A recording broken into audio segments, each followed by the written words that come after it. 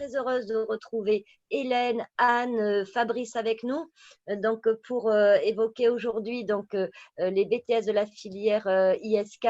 Donc, je vais refaire un petit tour d'horizon. Voilà, il y a quelques personnes de connectées, ça laissera aux personnes le temps de se connecter en plus. Donc, je me présente, Corinne Bosque, directrice donc, des admissions pour le groupe éducation Adonis. On est réunis là pour une petite heure pour évoquer l'ensemble des BTS de notre filière tertiaire, donc à savoir le BTS en immobilier avec Hélène, le BTS notariat avec Anne et le BTS secteur commerce, MCO, NDRC avec Fabrice. Donc, on va faire un petit tour d'horizon sur toutes les questions qui habituellement vous intéressent, donc telles que quels sont les contenus de formation, quels sont les débouchés, quels sont les prérequis, quelles sont les épreuves à l'examen, la question des stages. Voilà, on va essayer de vous donner toutes ces informations-là. Alors, n'hésitez pas à utiliser le petit chat qui est sur le côté pour poser vos questions. Et on y répondra au fur et à mesure. Si vous voyez qu'une question n'est pas traitée dans l'immédiat, c'est que très certainement, on va l'aborder parmi les thématiques qui sont à venir. Donc, une brève présentation d'ISK. Alors, ISK fait partie du groupe d'enseignement Adonis Éducation, pour lequel vous retrouvez donc 10 établissements répartis en France, en commençant par le nord. Donc, nous sommes présents à Lille, Paris, sur la région Bretagne avec Rennes et Nantes, Bordeaux pour la région sud, Montpellier, Toulouse, Aix-en-Provence, Lyon et Strasbourg également. Donc, je pense qu'il y a forcément une école qui est près de chez vous. Et à cela, bien sûr, se rajoutent des enseignements à distance sur lesquels sont dispensées ces différentes formations dont nous allons parler aujourd'hui, donc immobilier, notariat et le secteur commerce. Alors, je vais donner la parole, merci de m'avoir attendu ces quelques petites minutes, désolée pour le retard. Alors, je vais donner la parole aux enseignants pour qu'ils se présentent. On va commencer, Hélène, si tu veux bien, nous parler un petit peu de ton parcours et des matières que tu enseignes. Bonjour à tous. Bonjour. Eh bien, moi, je suis enseignante sur l'école de Lille dans le BTS profession immobilière. Oui. Un parcours de gestionnaire de biens. Donc, j'avais mon agence en tant que gestionnaire dans la gestion locative. Et puis, je suis revenue sur l'enseignement après. J'enseigne en gestion, j'enseigne en éco et en droit. Et j'accompagne tous nos étudiants pour les stages, les activités professionnelles et les dossiers à rendre, en tout cas pour préparer les oraux à l'examen. Très bien, merci beaucoup Hélène. Anne, si tu veux bien dire un petit mot par rapport aux étudiants que tu accompagnes et ton parcours. Oui, bonjour à tous, bienvenue. Moi, je suis Anne Blanchot, je suis donc enseignante, prof principale BTS Notariat sur le centre de Paris. Voilà, donc je suis également, comme Hélène, responsable des étudiants au niveau des stages et je suis particulièrement prof en technique notariale. Mon parcours, donc je suis diplômée notaire, j'ai exercé pendant 15 ans en tant que notaire assistant et j'ai rejoint ensuite la formation professionnelle et l'enseignement. Voilà. Merci beaucoup Anne. Fabrice? Bien, bonjour à tous. Donc Fabrice Lefebvre, j'enseigne sur Lyon, donc sur les formations MCO et NDRC. Alors effectivement, comme professeur principal, je suis les stages, qui est un élément important dans la réalisation pour le BTS. J'enseigne également donc le management commercial, la culture économique, juridique et managériale, également de la gestion opérationnelle. Alors en parcours, j'ai un peu plus de 25 ans d'expérience professionnelle, à la fois en direction commerciale, également responsable de business unit, ce qui me permet d'avoir une vision assez globale de l'entreprise et du commerce. Voilà. Très bien. Et tout ça, c'est vrai que l'idée, vous le voyez sur ces formations telles que les BTS, vous vous apercevez immédiatement que ce sont des formations qui vont être très professionnalisantes, hein, puisque, et la grosse différence avec les étudiants qui sont actuellement, par exemple, en faculté ou les étudiants qui sont au lycée, c'est qu'en face de vous, vous avez véritablement des professionnels, des gens qui viennent du terrain et qui sont là, bien entendu, au regard de leur expérience, venus vous dispenser, voilà, comment se fait la pratique vraiment sur le terrain. Donc, l'intérêt, voilà, du BTS, je pense que c'est surtout cela que les étudiants viennent chercher, c'est à la fois ces aspects théoriques, bien évidemment, qui viennent nourrir ensuite une pratique et accompagnés par des professionnels du métier. Donc, ça va nous donner l'occasion de rentrer tout de suite un petit peu dans la partie vive donc, du BTS. Donc, c'est vrai qu'un BTS, c'est un bac+2. Hein, on verra tout à l'heure qu'il y a des poursuites d'études qui sont possibles. Alors, néanmoins, souvent, la première question que j'ai, hein, de la part des apprenants, et vous, de votre côté, n'hésitez pas à poser vos questions. Donc, c'est vrai que le seul prérequis pour entrer en BTS est donc d'être titulaire d'un baccalauréat ou d'un diplôme équivalent au baccalauréat. Donc, ça peut être des brevets professionnels, des DAEU, c'est-à-dire des diplômes qui sont obtenus en université. En tout cas, quelle que soit votre filière d'origine, rien ne vous empêchera, avec un baccalauréat, d'entrer en notariat, ni en immobilier ou en secteur commerce. La seule, on reviendra tout à l'heure aussi sur les modalités de recrutement au sein de notre établissement. En tout cas, la seule valeur qui est importante pour nous, c'est surtout votre motivation, bien entendu votre capacité à entamer des études supérieures, mais surtout la motivation qui vous anime pour tel ou tel métier. Alors, dans un premier temps, je vous propose peut-être de pouvoir approfondir un tout petit peu par rapport au contenu de formation. C'est souvent aussi les questions que vous nous posez. Alors, lorsque j'entre en immobilier, notariat ou en commerce, alors, sur quelle matière je vais travailler. Donc, Hélène, si tu veux bien nous détailler un petit peu les grandes matières, voilà, qu'on va retrouver en immobilier. Et ensuite, on verra également donc, pour le notariat et pour le commerce. Oui. Merci Hélène. Le contenu du BTS va se découper peut-être en une partie un peu plus théorique, cours dits classique, donc la culture générale qu'on va retrouver dans tous les BTS, parce qu'effectivement, il va falloir travailler les écrits. On va avoir voilà, des BTS. Ouais. Hein, c'est vrai qu'on va le retrouver avec le BTS également d'Anne pour le notariat ou de Fabrice. Donc, vous avez les langues et l'expression, effectivement, la culture générale. Tout à fait. Donc, de la culture générale, vous allez faire de l'anglais. De l'anglais, on entend de l'anglais professionnel, hein, donc avec le vocabulaire adapté à votre futur métier. Et on va trouver au niveau de l'IMO ce qu'on appelle la communication. Donc, aussi bien le travail sur des entretiens que sur le fait d'organiser des réunions. Donc, j'ai envie de dire ça pour le bloc plutôt un peu général. On va avoir un deuxième bloc qui va être l'ingénierie de l'immobilier, où là, on va travailler le droit, donc le droit de l'immobilier et un peu de droit général. On va travailler sur de l'économie. Alors, un tout petit peu d'économie générale, mais particulièrement l'étude des marchés immobiliers qu'on va trouver dans les différentes régions et sur toutes les différentes zones. Et une troisième partie dans cette ingénierie qui va être l'architecture. Donc en archi, on va travailler sur le droit qui est le droit de l'urbanisme. On va parler également de tout ce qui est technique de bâtiment et pathologie des bâtiments. Donc ça va vous aider dans les estimations et en tout cas pour permettre de déclencher certaines ventes, en tout cas pour projeter vos acquéreurs dans les biens. Et la dernière partie en archi, ça va être tout ce qui est autour de l'écoquartier, le développement durable et les nouvelles technologies. Donc ça, c'est pour la partie ingénierie de l'immobilier. Et puis après, évidemment, les techniques professionnelles, donc une grosse partie en transaction. Donc la transaction, ça va reprendre tout ce qui est vente et la location. Et en face, on va avoir ce qu'on appelle la gestion immobilière. Ça reprend donc la gestion locative et le syndic de copropriété. L'ensemble de ces techniques professionnelles que vous allez apprendre en BTS vous permet après de faire des demandes pour obtenir vos cartes professionnelles, quel que soit votre domaine dans lequel vous souhaitez exercer.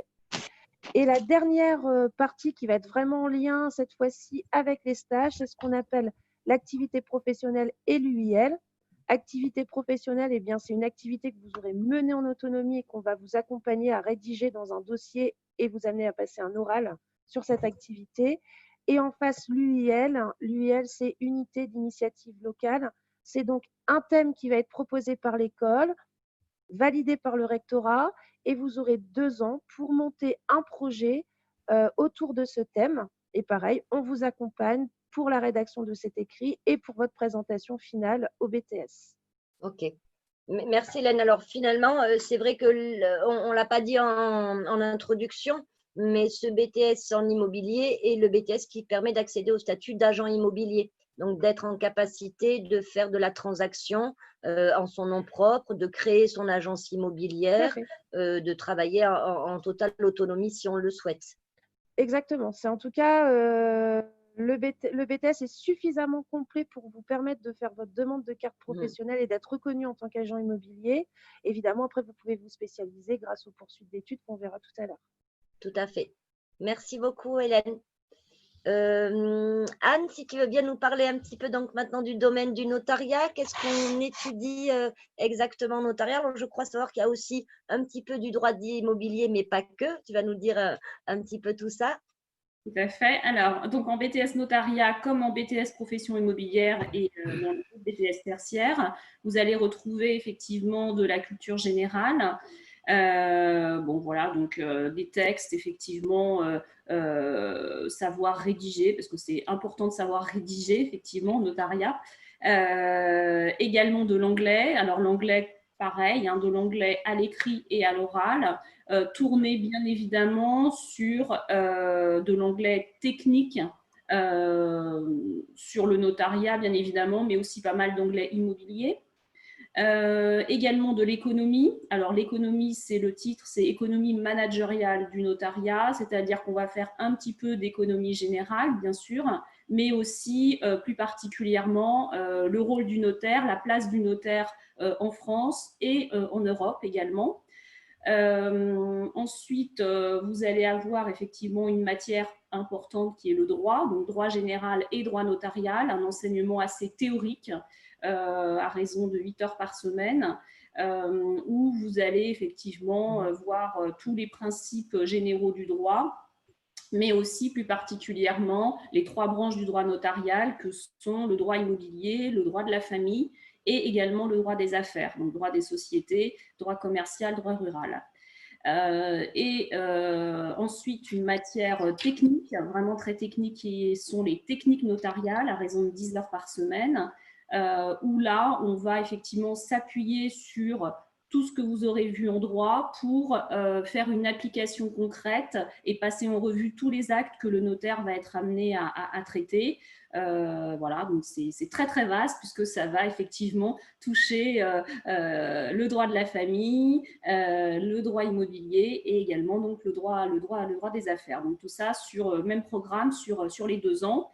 Et puis, dernière matière, bien évidemment, les activités professionnelles qui sont effectivement la préparation à l'oral professionnel que vous aurez lors de l'examen du BTS, où là, on va effectivement vous assister dans votre rédaction de fiches d'activités professionnelles et vous préparer bien évidemment à l'oral. Voilà. Et c'est un BTS qui vous conduit donc à trouver un emploi de collaborateur de notaire à différents échelons, parce que normalement, après le BTS, vous pouvez aspirer à postuler à un emploi de clerc 2e catégorie et bien évidemment, après monter dans l'étude ou à poursuivre vos études sur une licence professionnelle, bien évidemment.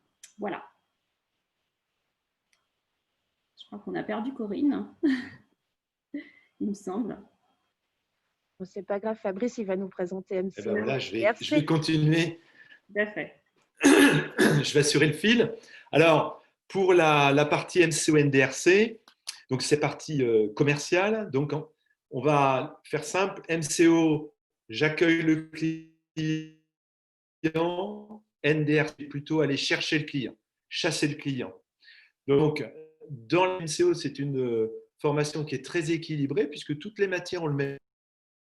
Une partie qui est effectivement tout ce qui est lié à la fois à la compréhension de texte en culture générale expression, la nécessité de synthétiser. On va retrouver en formation en culture générale, mais également en culture économique, juridique, managériale, où l'idée, c'est aujourd'hui, dans le commerce, et pas que dans le commerce, on est bombardé d'informations Et le but, c'est d'arriver à gérer cette information, à la synthétiser et à savoir en extraire les éléments essentiels, que ce soit vis-à-vis des clients, mais que ce soit aussi vis-à-vis de la part managériale des personnes. Donc, culture générale et culture économique, juridique et managériale, une partie anglais oral à l'examen, donc communication orale et verbale. Et puis, dans la partie MCO, il y a une partie management, donc management d'unité commerciale. Donc, on a à la fois de la gestion opérationnelle, mais également du management commercial, hein, pour pouvoir, à l'issue de la formation et du BTS, pouvoir gérer une unité commerciale, mais également pouvoir poursuivre les études, puisque c'est un bon socle qui va vous permettre de continuer les études vers une licence master ou une licence aussi professionnelle. NDRC, c'est plus, donc je vais chasser le client. On va introduire dedans une notion qui est très importante qu'on va retrouver chez les débouchés, c'est tout ce qui est aller chasser le client.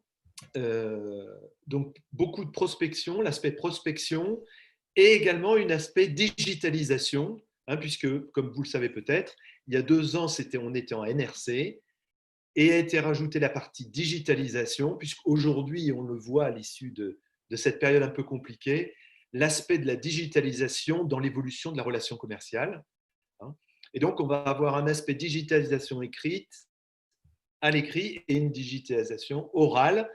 Et toute cette partie orale, qu'il s'agisse de MCO, NDRC ou BTS, sera basée sur la nécessité de faire 14 à 16 semaines de stage au cours de votre scolarité, où vous allez pouvoir présenter un projet qui sera présenté à l'oral et qui sera en lien avec l'expérience que vous avez acquise au travers de ces stages et la mise en œuvre de ce que vous aurez appris, d'où l'importance à la fois d'avoir des professeurs qui ont de vécu, qui vont faire du lien avec la vie professionnelle, mais également la possibilité pour vous d'appliquer ce que vous avez appris et que vous allez devoir restituer au moment de l'examen.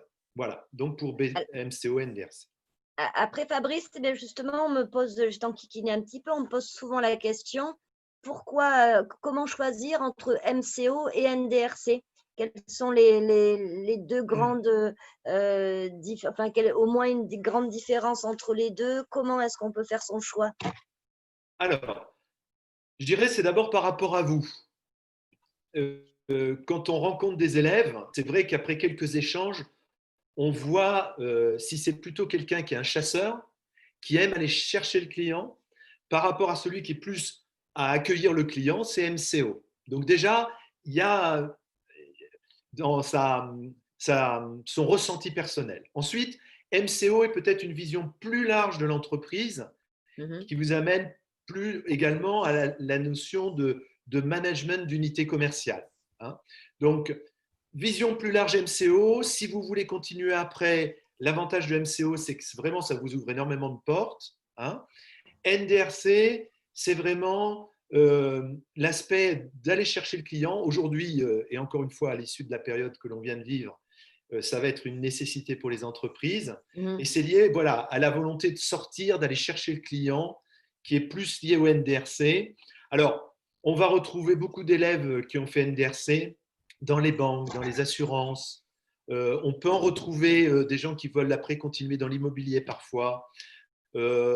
On va en trouver des élèves qui sont aussi dans des médias, hein, par exemple dans des journaux, et qui vont chercher des clients partenaires ou des entreprises pour des partenariats, par exemple en termes d'édition. Voilà. Ok. Merci pour cette précision, Fabrice. Alors, voilà, si j'ai bien compris, pour résumer, voilà, le BTS MCO, on est plutôt dans son point de vente, on gère je dirais, ses employés, la mise en valeur de ses produits, etc. NDRC, on est davantage à faire le tour de ses clients. Finalement, il y a un côté un petit peu plus itinérant, hein, si j'ai bien compris. Voilà. Ok.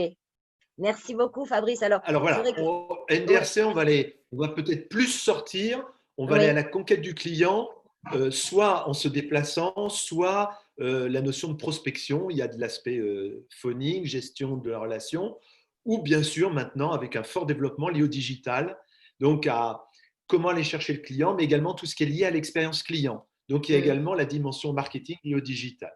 Le D'accord. MCO, effectivement, c'est comment je mets en valeur mon unité commerciale, comment je gère des équipes, comment je gère mon unité, également en termes de gestion. Voilà. Et l'offre marketing par rapport à l'accueil du client, mais également tout ce qui est lié au marchandisage, la mercatique. Ok, merci beaucoup. Alors, voilà, pour les personnes qui sont nos invités, n'hésitez pas, vous savez, à utiliser le petit chat pour vos questions, je vous rappelle, et également à nous préciser quelle est la formation qui vous intéresse. Ça permet aussi d'accès, peut-être de développer un petit peu plus une formation qu'une autre. Alors, j'ai vu une personne qui me posait une question sur le BTS édition.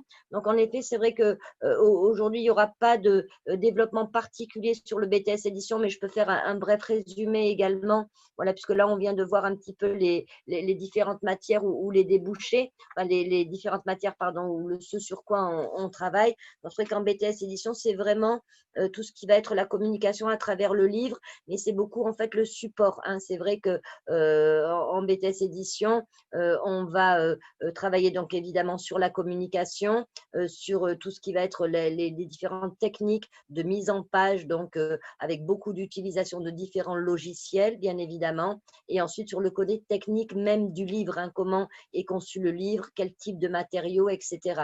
Donc après, c'est vrai que voilà, les matières qui s'organisent autour de ça sont à la fois donc techniques et à la fois domaine voilà, de la communication et bien sûr connaissance bien sûr de méthodes également de communication avec les différents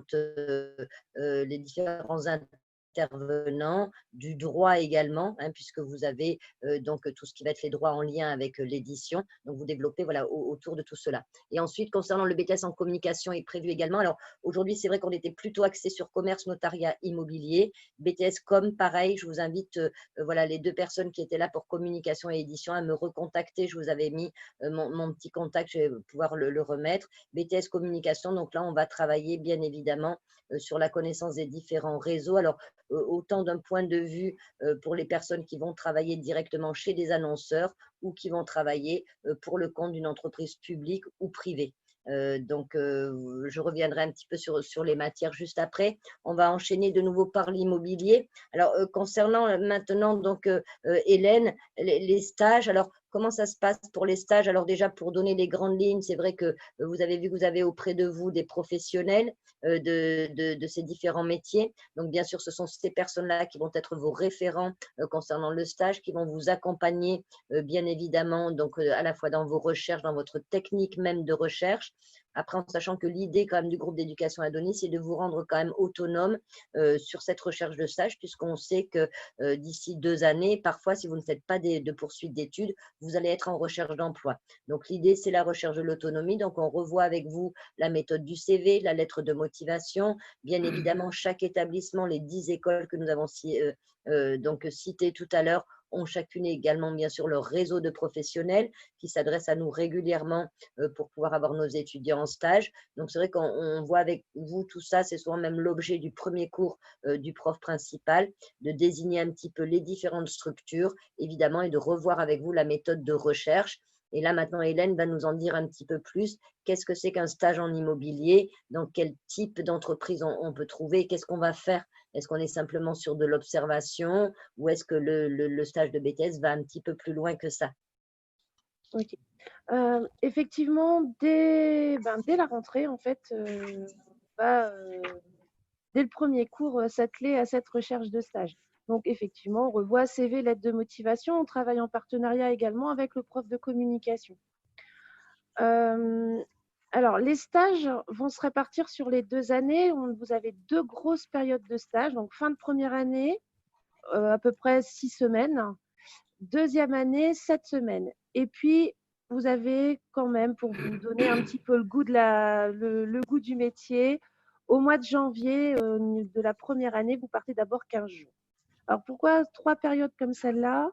Parce que c'est les 15 premiers jours, effectivement, quand vous allez à la rencontre des professionnels, ça va être plutôt un stage un peu d'observation.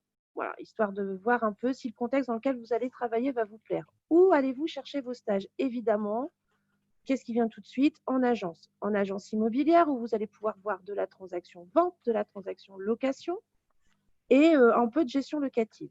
Ça, c'est les stages, j'ai envie de dire, classiques de base où vous allez tous au moins y aller une fois pour découvrir le métier.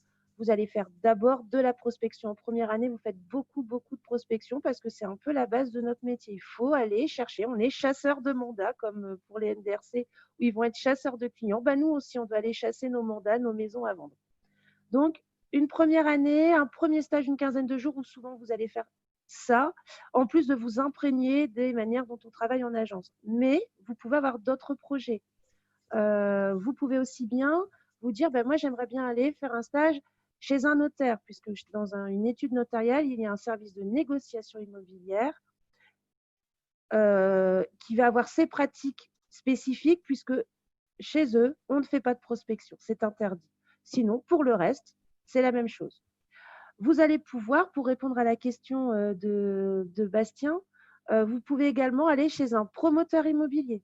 Vous pouvez aller faire des stages chez une agence spécifique pour la vente dans le domaine professionnel, c'est-à-dire on vend des bureaux, on loue des bureaux pour des professionnels exclusivement. Ça peut être dans des offices HLM, puisque vous avez toute une part également, le logement dans le social. Ça peut être tout ce qui est service de défiscalisation, donc des programmes neufs. Donc le champ et le domaine, en tout cas de l'immobilier, est très, très, très vaste. Et puis effectivement, vous pouvez aussi aller dans un syndic de copropriété. Tout va un peu dépendre, j'ai envie de dire, de vos sensibilités et de vos connaissances. Alors notre rôle à nous, et le mien en l'occurrence lorsque je vous accompagne dans vos stages, c'est aussi d'un peu au démarrage un petit peu de voir quelle est la vision de votre métier et vers quoi vous avez envie de vous tourner. Certains ont déjà des objectifs très clairs, d'autres, eh bien, c'est encore un petit peu flou. Eh bien, pour démarrer, l'idéal, c'est d'aller en agence. Voilà, on va aller dans une agence classique de vente de particuliers pour s'imprégner du métier, découvrir des choses, découvrir un réseau et puis peut-être après, du coup, développer des sensibilités pour tel ou tel type de domaine de l'IMO. Qu'est-ce que je peux vous dire d'autre par rapport au stage? Oui, on a notre réseau. Aujourd'hui, l'école entretient des liens privilégiés avec toutes les personnes qui ont déjà pris nos étudiants en stage et effectivement, régulièrement, on a des demandes. Actuellement, dans la période qui vient de passer, qui était un peu compliquée, eh bien, les agences immobilières nous ont envoyé des demandes pour savoir si des stagiaires étaient libres et même proposer des stages cet été de telle manière à ce que les jeunes ont des jobs d'été. J'ai envie de dire, aucun étudiant reste sans stage. Donc, on vous laisse partir en autonomie faire vos recherches, on a un retour par rapport à ça. Si effectivement ça se solde par des échecs, on essaye de voir pourquoi et peut-être que c'est juste votre manière de rechercher le stage qui n'est pas bonne parce qu'envoyer des mails, c'est bien, à un moment, il faut se déplacer. Donc, on essaye de voir et si vraiment, vraiment, vraiment il y avait un souci, eh bien, on intervient, on fait intervenir notre réseau. Je n'ai pas encore vu un étudiant sans stage. Voilà, pas encore. Si vous prenez dès le départ, si vous suivez bien ce qu'on vous dit au niveau du timing et des échéances, eh bien, qu'est-ce que ça va vous permettre? De choisir. C'est-à-dire que vous n'aurez pas un lieu de stage par défaut parce qu'il aurait déjà été pris par quelqu'un. Vous allez pouvoir choisir l'endroit où vous allez apprendre votre métier. Je pense avoir fait le tour. Je ne sais pas, Corinne, tu voulais que je précise d'autres choses? Oui, voilà, non, je précise simplement, c'est vrai que souvent on me pose la question, je précise que les stages sont obligatoires, effectivement, font vraiment partie de la formation au même titre que vos cours de théorie, puisqu'ils sont définis dans le référentiel. Et j'en profite pour préciser que, en effet, toutes les BTS que nous proposons ou CAP, donc notariat immobilier, MCO, NDRC, sont bien évidemment des diplômes d'État que vous passez et que ces périodes-là sont d'immersion professionnelle.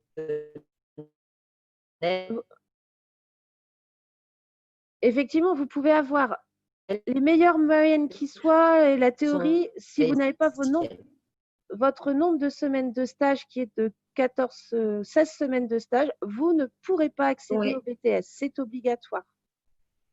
Exactement. Et je crois savoir aussi que tes étudiants peuvent parfois être amenés aussi, pourquoi pas, à faire des stages auprès d'une office notariale. Tout à fait. Oui. Oui, oui. On en a régulièrement parce qu'ils ont peut-être des sensibilités différentes et qui préfèrent, qui ont cette notion de droit et de technicité qui est vraiment plus poussée Mhm. chez un notaire, puisqu'on intervient dans d'autres circonstances à travers des successions ou pour faire des estimations. Et il y a un profil comme ça d'étudiants qui préfèrent la technicité qu'on va avoir dans un office notarial. Comme on a des étudiants qui ont une sensibilité plutôt sociale et qui vont préférer Mhm. euh, travailler dans des offices HLM qui sont aujourd'hui, les offices HM sont des grosses sources de gros lieux de recrutement de nos étudiants en profession immobilière. Ok, merci beaucoup Hélène, ce qui va nous amener à Anne. Donc, c'est vrai que des BTS en profession immobilière peuvent aller évidemment chez des notaires, mais alors nous, pour nous, qu'en est-il voilà, de nos étudiants en notariat? Est-ce qu'il n'y a que l'office notarial finalement qui peut les accueillir pour leur stage et quelles sont les missions exactement? Alors, en effet, donc, je vais reprendre un petit peu ce qu'a dit Hélène, hein. En notariat, nous, on a 12 semaines de stage obligatoire, donc réparties sur les 2 ans. Sur la première année, on a un premier stage de découverte qui se fait au mois de janvier ou février, selon les centres, hein, partout en France. Nous, sur Paris, on avait institué cette année 3 semaines obligatoires sur février. Et ensuite, on a à peu près 6 à 7 semaines obligatoires l'été, donc à partir du mois de juin, là. Et le reste se fait la deuxième année au mois de janvier. Alors, au niveau des stages, évidemment, le référentiel nous dit que c'est obligatoirement 10 semaines en office notarial, hein, parce que c'est le but quand même de découvrir. Et puis quand on Bien est sûr. en études, ce qui est intéressant, c'est que on peut effectivement tourner, puisque évidemment les études ont des services dans divers domaines, hein, qui sont encore une fois droit de la famille, droit immobilier, droit des affaires. Donc ça permet effectivement de faire le tour. Et effectivement, ce qui est intéressant la première année, moi ce que je préconise quand même, c'est plutôt puisque le programme est quand même axé sur le droit immobilier, c'est de trouver effectivement des stages en droit immobilier. C'est la raison pour laquelle, parce que le référentiel nous le permet, c'est que les étudiants peuvent également choisir de faire 2 semaines en agence immobilière. Et c'est vrai que il y a quelquefois des étudiants qui me disent est-ce que effectivement j'ai une opportunité pour faire un stage dans l'immobilier, même si je suis en BTS notariat. Je leur dis allez-y, c'est très très bien parce que c'est très formateur, notamment dans le cadre du stage découverte. Il est également possible de faire des stages de découverte dans la banque, dans des secteurs prêts immobiliers. Voilà. Également, j'en ai qui ont fait des stages chez des avocats, hein, parce que bon, ça touche, hein, le droit de la famille, tout ce qui va être divorce, ça peut être également très intéressant. Et j'en ai également qui l'ont fait auprès des tribunaux, dans des greffes, hein, donc ça peut être également très intéressant, mais sur une durée de 2 semaines maximum. Au niveau des stages, bien évidemment, au départ, ça va être de la simple découverte. Mais c'est vrai qu'au niveau du stage qui va se faire l'été, là, ça va être beaucoup plus concret puisque les étudiants vont avoir beaucoup plus de connaissances, notamment en technique notariale, et ça va effectivement les amener à constituer des dossiers, à assister à des rendez-vous. Voilà, donc on va rentrer vraiment dans le concret des choses et encore une fois, et je le dis et je le répète parce que ça c'est vrai que c'est intéressant et c'est même très, très valorisant pour les étudiants eux-mêmes, mais pour nous en tant qu'enseignants, c'est quand on les récupère, alors déjà après le premier stage de découverte, on va les récupérer un peu différents et ça c'est vraiment très valorisant, mais surtout quand ils ont fait leur stage d'été, ils reviennent en deuxième année et moi je les vois vraiment transformés. Voilà, ça c'est super. Pour nous c'est super et pour eux aussi bien évidemment. Alors au niveau de l'accompagnement, notre rôle, enfin mon rôle, mais le rôle également de mes collègues, c'est de les accompagner, c'est-à-dire que dès le début de l'année, on va faire effectivement des séances qui vont être tournées sur la lettre de motivation, savoir faire une lettre de motivation, savoir refaire un CV et savoir aussi se comporter, comment est-ce qu'on fait quand on va démarcher les notaires. Hein. Il ne suffit pas effectivement d'envoyer simplement une lettre, un mail et d'attendre. Hein, voilà. Donc voilà, on essaye de leur réexpliquer le b.a.-ba, je dirais. Et puis bien évidemment, on les suit, hein, ça c'est sûr. Moi, je fais un point régulièrement, très régulièrement. Alors, quand on me dit, mais madame, est-ce que vous nous donnez des adresses? Est-ce que vous nous cherchez les stages? Non, ça fait partie de la démarche pédagogique, hein, comme vous l'a dit Corinne. Donc, 2 ans, vous êtes dans le monde du travail, donc c'est à vous aussi de savoir en tant que professionnel, ça c'est une chose. En revanche, il est sûr qu'on ne laissera jamais, jamais un étudiant sans stage. Enfin, personnellement, je n'ai pas vu, tous mes étudiants de 2e année ont accompli la totalité de leur stage. Et même cette année, mes étudiants de 1re année ont tous accompli leur stage de découverte au mois de janvier ou au mois de février plutôt. Et là, même en cette période difficile, j'ai pratiquement la totalité des étudiants qui ont trouvé ou qui sont sur le point de trouver un stage, même en cette période délicate.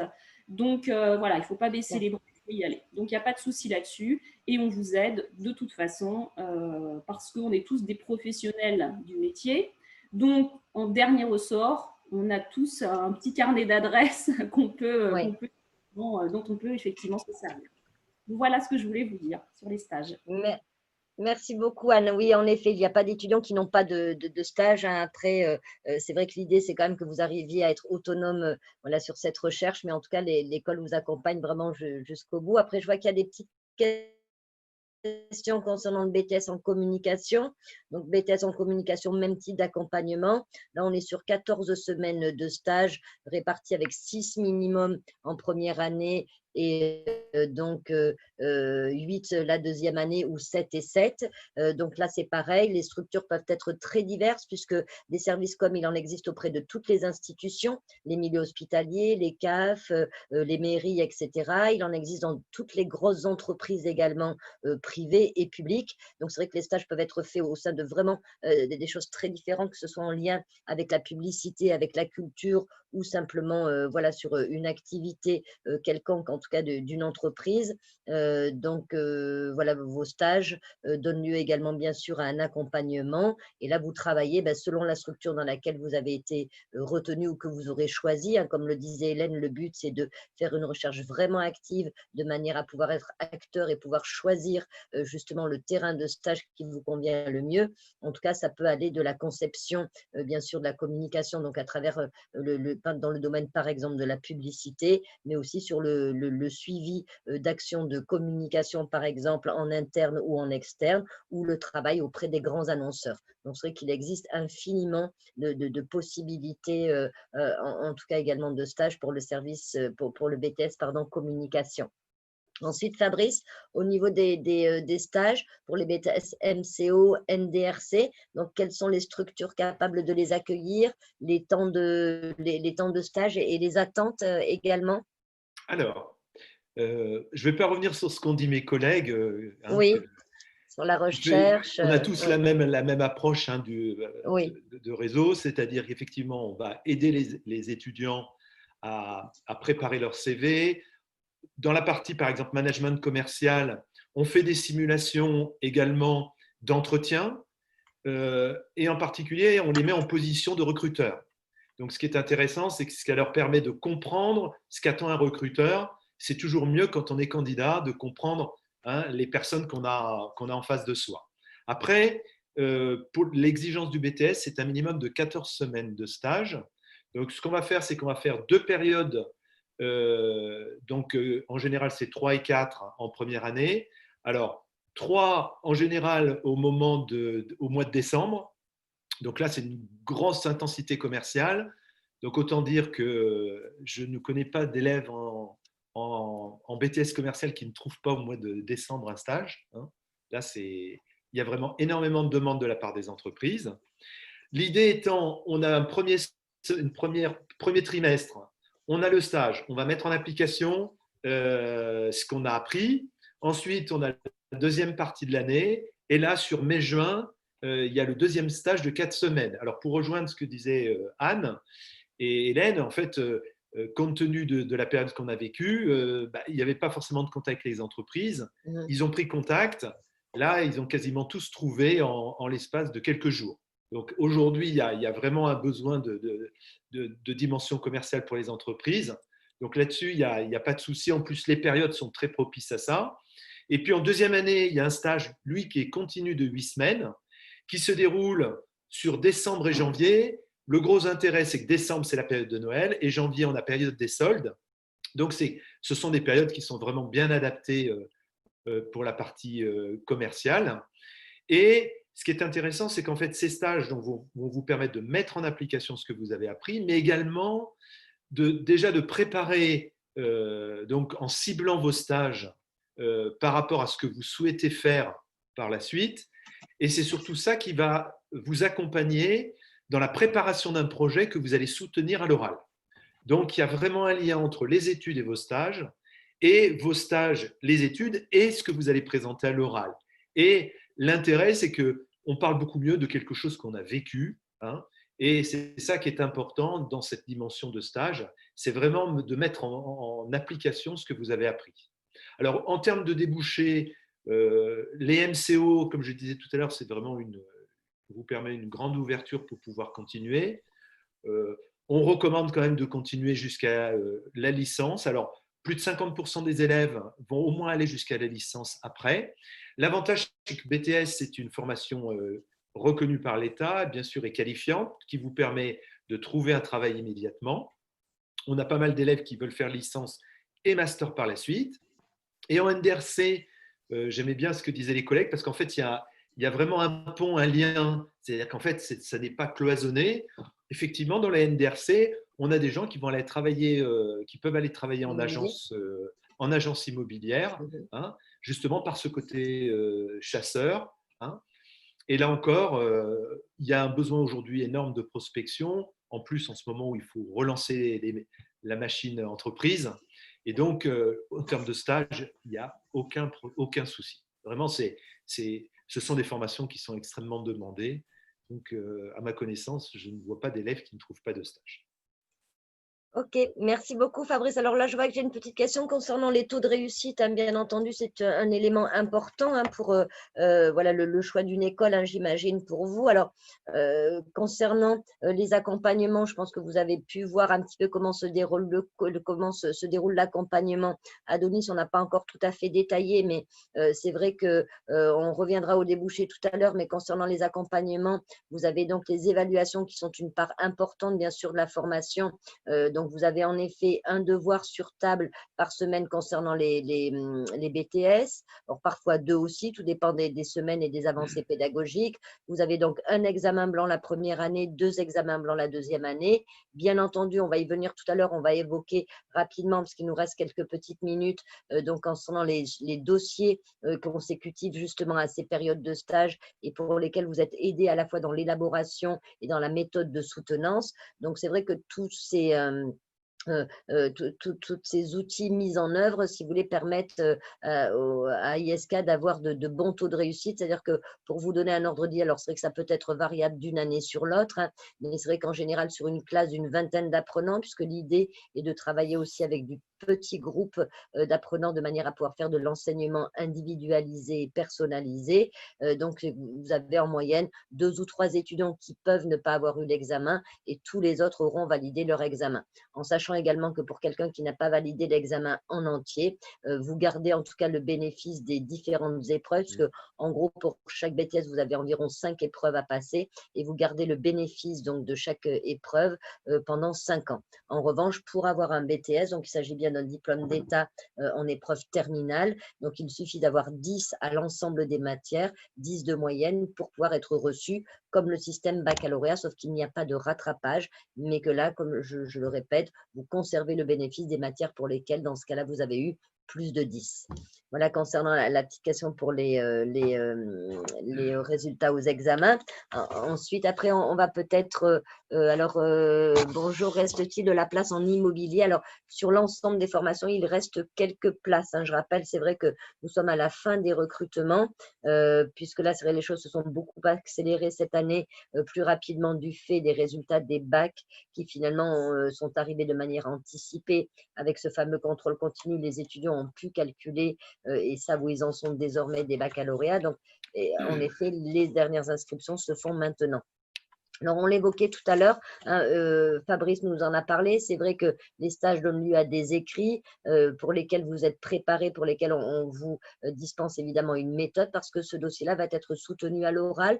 Peut-être, Anne, est-ce que tu peux nous dire quel type d'écrit, par exemple, est attendu en notariat voilà, rapidement. Et ensuite, et Hélène également, ce qu'il en est pour l'immobilier.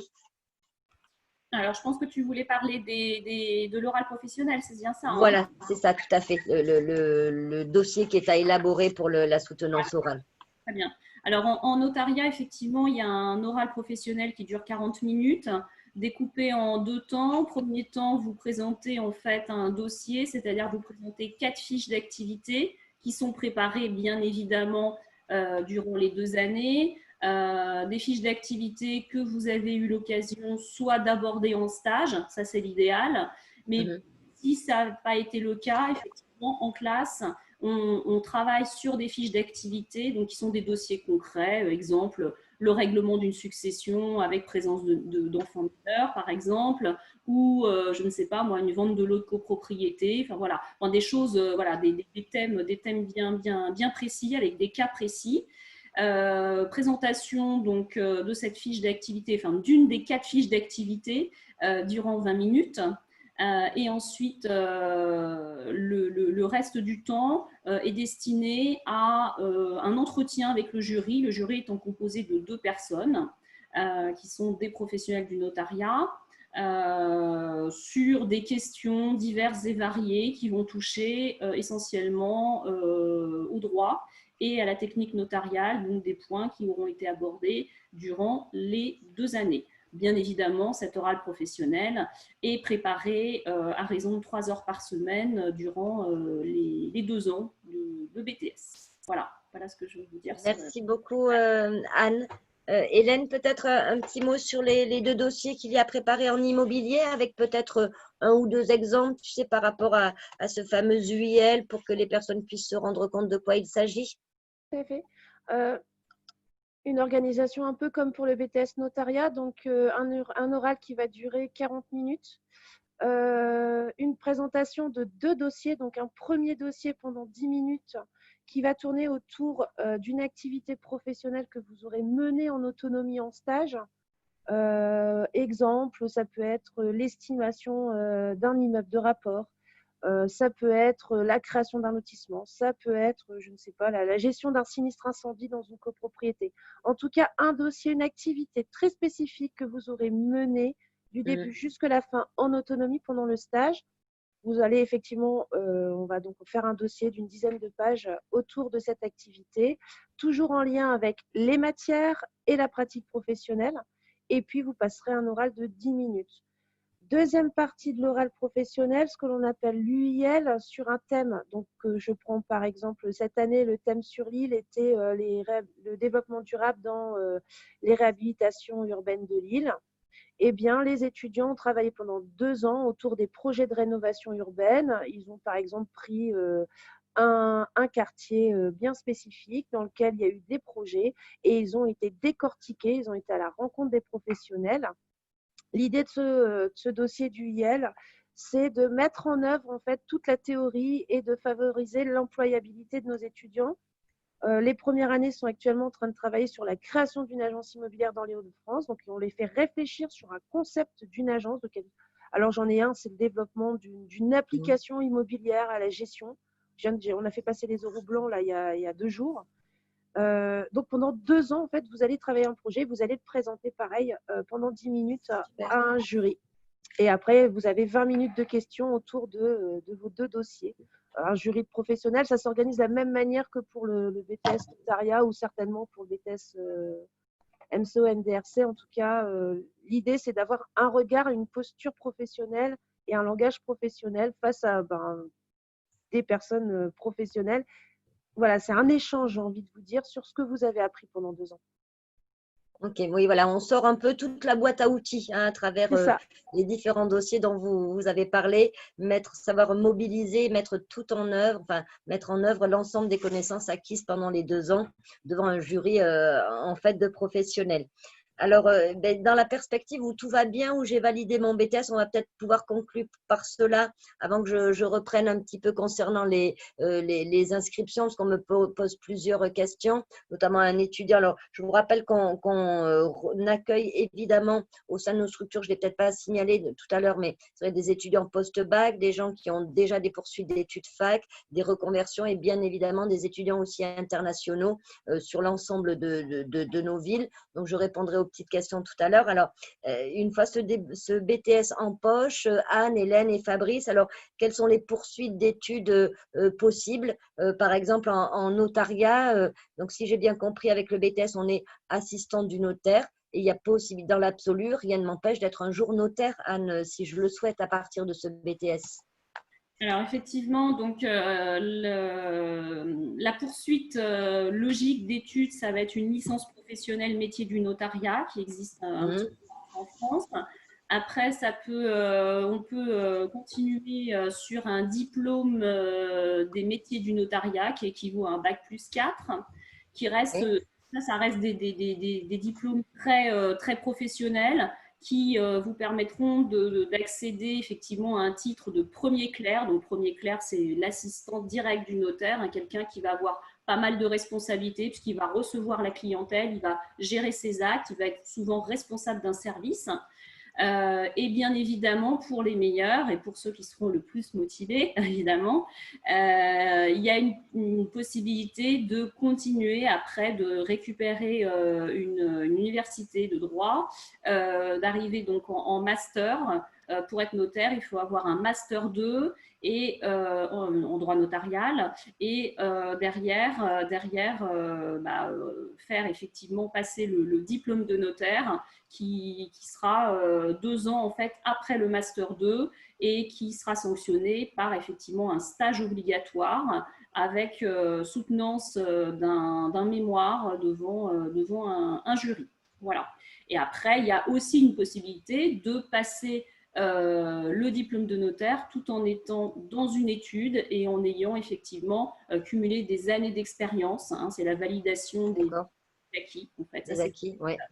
Mais bien évidemment, hein, le BTS notariat ne se cantonne pas vraiment qu'au métier de collaborateur. Bien évidemment, il est tout à fait possible de continuer après ses études, bien évidemment. Voilà. Merci beaucoup, Anne. Hélène, qu'en est-il alors par rapport à la poursuite d'études lorsqu'on est issu d'un…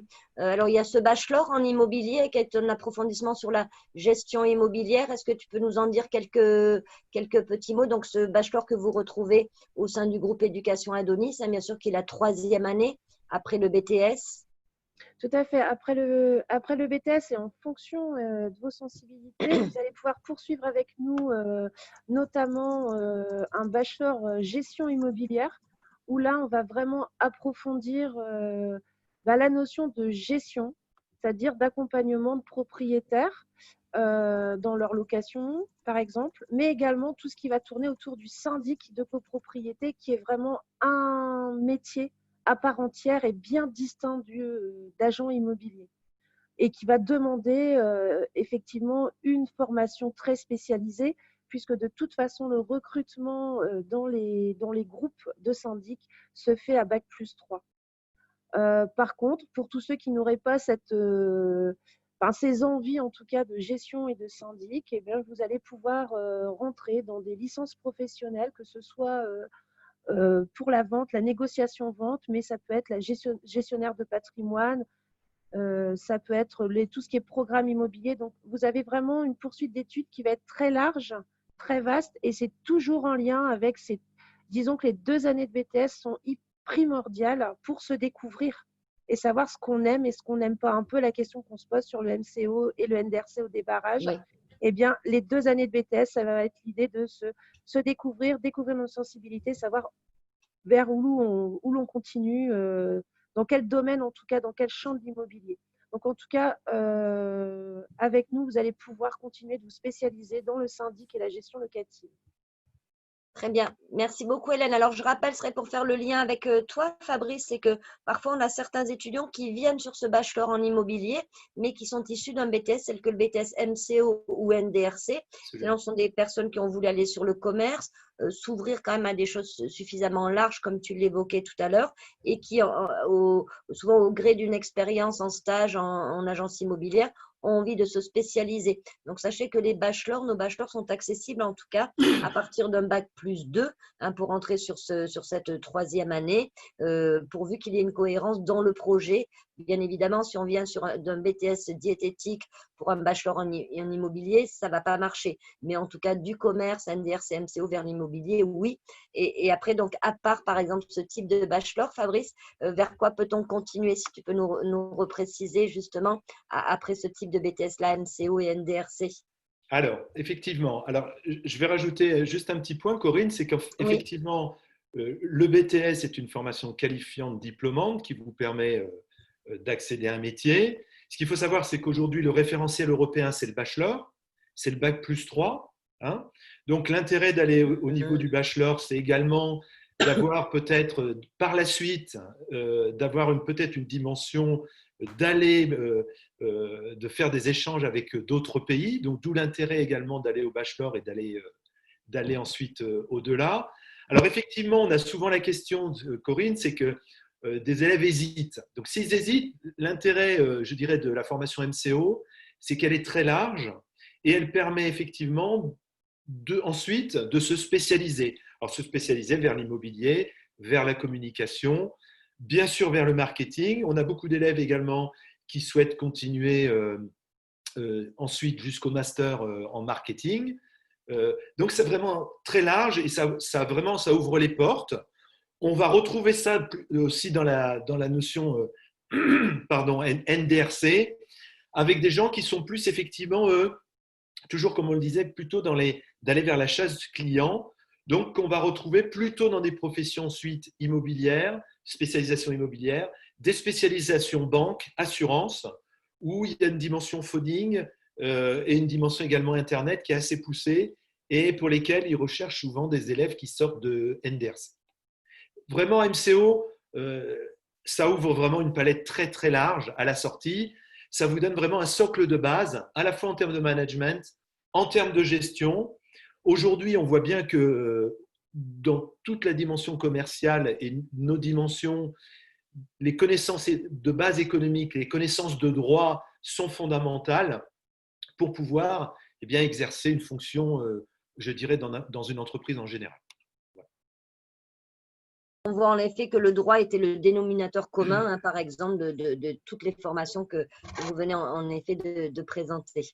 Écoutez, je vous remercie beaucoup, en tout cas tous les trois, pour toutes ces informations que vous avez apportées donc à nos invités. Pour conclure maintenant, c'est vrai que je vais repartir un petit peu, reprendre un petit peu le principe des inscriptions actuellement. C'est vrai que là, nos instituts ne sont pas encore ouverts à l'accueil au public. Donc, c'est vrai que les dernières inscriptions en tout cas, se font à distance. Je reconnais certains, Bastien par exemple, que j'ai pu avoir ces jours-ci, avec lequel on a fait un petit entretien de motivation téléphonique, répondu aux questions. Pour ma part, donc c'est vrai que ce qui est très important pour moi, au-delà de votre filière, au-delà des notes obtenues en terminale actuellement, de la moyenne au baccalauréat, c'est votre motivation et votre détermination à entrer en formation, parce que c'est vraiment ce qui fait votre réussite. Très souvent, j'ai des retours d'apprenants qui, au bout des 2 ans de BTS ou également de leur famille, qui me disent moi je me suis vraiment impliquée parce que la formation m'a plu, parce que vous êtes vraiment là sur le coup sur un BTS dans quelque chose de très concret et de très pratique. Donc ce qui est important pour moi, c'est votre motivation. À partir de là, donc il y a possibilité actuellement de faire les derniers entretiens de motivation. Donc vous pouvez me contacter par mail pour me donner vos éventuelles disponibilités, par téléphone pour que l'on fasse un petit entretien, à l'issue duquel vous avez une réponse immédiate et bien sûr avec possibilité de réserver. Alors il reste encore des places à Nantes et sur les différents centres de formation. Je vois qu'il y a un jeune homme à l'international qui a un problème de traduction de diplôme. Donc vous pouvez également me passer un petit coup de fil lundi Parce qu'il y a possibilité aussi de faire votre réservation pour que vous soyez sûr d'avoir une place encore à la rentrée, même en l'attente de la traduction de votre diplôme. Donc, n'hésitez pas à me recontacter. Ensuite, en dehors de cela, vous avez bien entendu sur le site internet la possibilité également sur notre site de candidater en mettant en ligne votre lettre de motivation. Ensuite, on vous recontacte très rapidement. Et ensuite, possibilité bien sûr de demander les documentations qui vont reprendre un peu tous les éléments d'information que l'on vient de vous donner. Voilà, j'espère que cette heure passée ensemble autour du notariat, l'immobilier du commerce vous aura apporté de bonnes informations. Concernant les 2 personnes qui étaient également jointes à nous, concernant l'édition et la communication, je vous invite à me recontacter dès lundi pour que je vous amène le même type d'infos. Voilà, je reste à votre écoute pour étudier vos candidatures et je vous souhaite donc à chacun un très bon week-end. Je remercie infiniment donc les 3 professeurs qui étaient avec moi, Anne, Hélène et Fabrice, pour à la fois leur disponibilité et leur expertise et leur clarté dans les informations délivrées. Excellent Je vous week-end dis à tous. merci beaucoup. Merci Bon Fabrice. week-end. Merci Anne, merci Hélène. Je vous souhaite un excellent week-end à tous et je vous dis à très bientôt téléphoniquement ou par mail ou sur le site. Vous avez aussi de l'info sur Instagram, Facebook, etc. À très bientôt. Au revoir. Au revoir.